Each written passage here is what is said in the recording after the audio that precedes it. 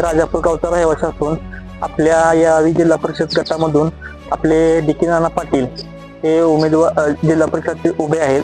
त्यांनी आज राजापूर पासून कमीत कमी 2 ते 2.25 किलोमीटरवर ही पाटली वस्ती आहे आणि रस्त्यापासून जे घरे आत आहेत त्या घरांसाठी कॉन्क्रीट करून आज पूर्ण ह्याच्यात केले, सगळ्या घरांच्या पुढे केले.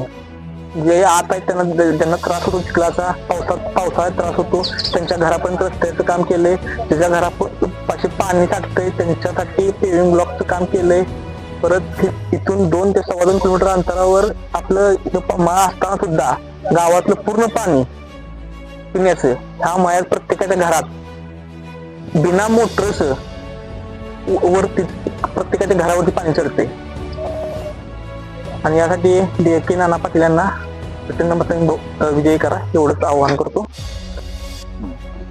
आज आपल्या येळावी जिल्हा परिषद मतदारसंघामध्ये राष्ट्रवादी काँग्रेस शरदचंद्र पवार गटाचे उमेदवार म्हणून डी.के. नाना हे उमेदवार आहेत व वासुंबे गणातून श्वेता रमेश रोकडे वहिनी ह्या उमेदवार आहेत. या दोन्ही उमेदवार अगदी मतदारसंघाला उत्स्फूर्तपणे प्रतिसाद देत लोकांनी भरभरून मतं देऊन यांना निवडून आणणारच आहेत. पण ह्या लोकांचं एवढं मोठं व्हिजन आहे. डी.के. नाना तर जवळजवळ 10 वर्ष या मतदारसंघात काम करतायत आणि त्यांचं भवितव्य अगदी चांगलं आहे.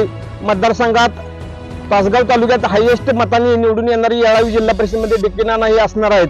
त्यामुळं या मतदारसंघातील सर्व जी आतापर्यंत कामं केलेली आहेत, रस्ते, लाईट, पाण्याची सगळी सोय या डी.के. नानांच्या माध्यमातून मागच्या वर्षीच झालेली आहे.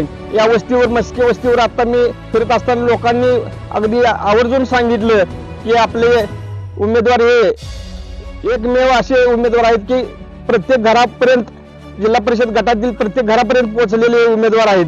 त्यामुळे तुम्ही काही घेऊ नका, ही सीट आपली आलेली जमा आहे असं लोकांच्यातून आपल्याला सांगण्यात येते. त्यामुळे पत्रिका तुम्ही द्या नाही तर नाही द्या, पण ही सीट आपली निवडून आलेली आहे असं लोकांच्याकडनं आम्हाला ऐकायला मिळते. आणि तुतारी वाजवणारा माणूस हा आपला चिन्ह आहे. त्यामुळे सर्वांनी याच्यात भरभर मतांना निवडून द्यावं एवढी विनंती करतो.